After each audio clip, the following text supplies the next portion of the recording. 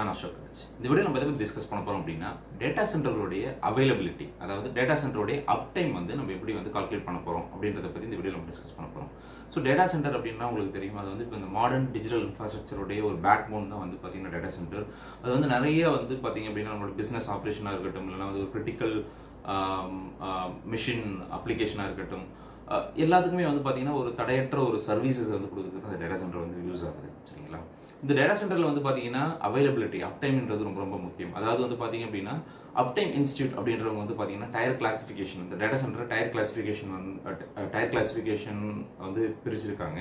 அந்த tyre classification எதை பொறுத்து அப்படின்னா ஒன்று அவைலபிலிட்டியும், இன்னொன்று அந்த டேட்டா சென்டரோட ரிடன்சி லெவலையும் பொறுத்து அந்த டயர் கிளாசிஃபிகேஷன் பண்ணியிருக்காங்க. ஸோ அதுபடி வந்து பார்த்தீங்க அப்படின்னா tier 1, tier 2, tier 3, tier 4, tier 5 அப்படின்னு சொல்லிட்டு 4 விதமான டயர் டேட்டா சென்டர் இருக்குது. ஸோ டயர் 1 அப்படின்னா என்னென்னா பேசிக் கெப்பாசிட்டின்னு அதில் வந்து ரிடன்சிலாம் எதுவும் இருக்காது, ஜென்ரலாக இருக்கிறது. அது எலக்ட்ரிக்கல் சிஸ்டமாக இருக்கட்டும், இல்லை மெக்கானிக்கல் சிஸ்டமாக இருக்கட்டும், இல்லை ஐடி எக்யூப்மெண்ட்டாக இருக்கட்டும். ஸோ ரிடன்சியே இருக்காது. ஒன்ஸ் டவுன்னா டவுன் தான்.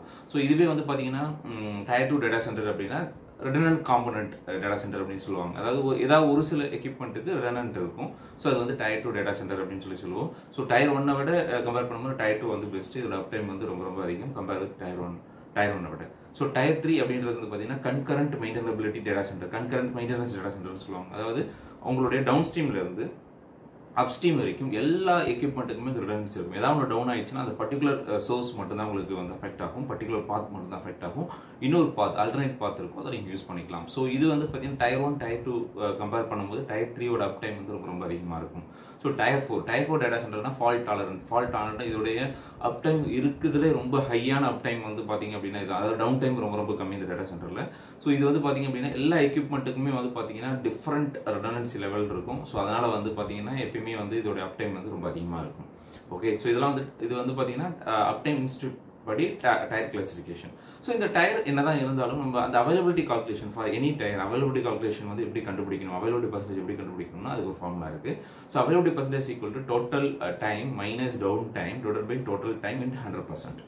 ஸோ இதில் இந்த டோட்டல் டைம் அப்படின்றது வந்து பார்த்தீங்க அப்படின்னா இப்போ 1 இயருக்கு 365 டேஸ் இருக்குது. அந்த டேஸை வந்து அவராக கன்வெர்ட் பண்ணுங்க இன்ட்டு 24 ஹவர்ஸ், அதை திருப்பி மினிட்ஸாக கன்வெர்ட் பண்ணுங்க இன்ட்டு 60 மினிட்ஸ். ஸோ இதை நீங்கள் போட்டிங்க அப்படின்னா உங்களுக்கு 5,25,600 மினிட்ஸ் பர் இயர் அப்படின்னு வரும். ஸோ இது வந்து பார்த்தீங்கன்னா டோட்டல் டைம். டவுன் டைம் அப்படின்றது உங்களுடைய என்ன சொல்றது failure time of your data centre or downtime of your data centre. ஓகேவா? அந்த plant downtime of the data centre இல்லை failure time of the data centre, அந்த டைமை நீங்கள் வந்து பார்த்தீங்கன்னா மினிட்ஸாக கன்வெர்ட் பண்ணிவிட்டு ஸோ அதை நீங்கள் வச்சிருந்தீங்க அப்படின்னா அது டவுன் டைம். ஸோ இப்போ உங்களுக்கு ஆல்ரெடி தெரியும் டோட்டல் டைம் தெரியும், டவுன் டைம் தெரியும். ஸோ இந்த ஃபார்முலா, அந்த அவைலபிலிட்டி பர்சன்டேஜ் ஃபார்முலாவில் நீங்கள் இந்த வேல்யூலாம் அப்ளை பண்ணீங்க அப்படின்னா உங்களுக்கு availability percentage for any data centre or uptime of any data center உங்களுக்கு ஈஸியாக கிடைச்சிடும். ஓகே, ஸோ என்னதான் வந்து பார்த்தீங்க அப்படின்னா நம்ம அப் டைம் அவைலபிலிட்டி நம்ம கண்டுபிடிச்சாலும் ஒரு சில இடத்துல இந்த கீ பர்ஃபார்மன்ஸ் இண்டிகேட்டர் அப்படின்னு சொல்லுவோம். அதாவது வந்து பார்த்தீங்கன்னா டேட்டா சென்டருடைய அந்த அப் டைமை வந்து நம்ம ப்ராப்பராக நம்ம வந்து என்ஷூர் பண்ணணும், அந்த அவைலபிலிட்டி என்ஷூர் பண்ணணும் அப்படின்னா ஒரு சில கீ பேராமீட்டர்லாம் நம்ம மானிட்டர் பண்ணிக்கிட்டே இருக்கணும், அதை ஆப்டிமைஸ் பண்ணிக்கிட்டே இருக்கணும். அதில் 2 பேராமீட்டர் அப்படின்னா mean time between failure. First ஒன்று mean time between failure, second time mean time to repair. So mean time between failure அப்படின்னா ஒரு எக்யூப்மெண்ட்டில் ஏதாவது ஒரு விஷயம் நடக்குது அப்படின்னா எந்த ஃப்ரீக்வெண்ட்டில் நடக்குது அப்படின்றத அனலைஸ் பண்ணி நம்ம அட்ரஸ் பண்ணணும். அதுக்கு பேர் தான் வந்து பார்த்தீங்க அப்படின்னா mean time between failure.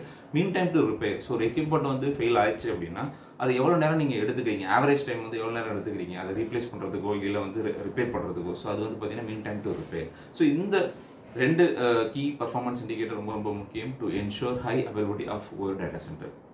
So இப்போ உங்களுக்கு வந்து பார்த்தீங்கன்னா ரிடன்சி லெவலையும் அவைலபிலிட்டி பர்சன்டேஜையும் நீங்கள் அண்டர்ஸ்டாண்ட் பண்ணாதான் நீங்கள் எனி பிஸ்னஸ் வந்து ஈஸியாக போயிட்டு அவங்களுடைய சர்வீஸ் டேட்டா சென்டர் சர்வீஸ் ப்ரொவைடரை வந்து ஈஸியாக வந்து அவங்க சூஸ் பண்ண முடியும். ஸோ கண்டிப்பாக வந்து உங்களோட அவைலபிலிட்டி உங்கள் டேட்டா சென்டர் நீங்கள் சர்வீஸ் ப்ரொவைடர் சூஸ் பண்ணுறதுக்கு முன்னாடி ஸோ ரிடன்சி லெவல் என்ன, அவைலபிலிட்டி பர்சன்டேஜ் என்ன அப்படின்றத வந்து கண்டுபிடிங்க. ஸோ இது கண்டிப்பாக உங்களுக்கு யூஸ்ஃபுல்லாக இருக்கும். ஸோ ஓகேவா? ஸோ இந்த வீடியோலேருந்து ஒரு சின்ன இன்ஃபர்மேஷன் நீங்கள் எடுத்துகிட்டு போகிறீங்க நான் நம்புறேன். இந்த வீடியோ உங்களுக்கு பிடிச்சிருந்தா லைக் பண்ணுங்கள், உங்கள் ஷேர் பண்ணுங்கள். இதை பற்றி டவுட்ஸ் இருந்தால் கமெண்ட் பாக்ஸில் கமெண்ட் பண்ணுங்கள்.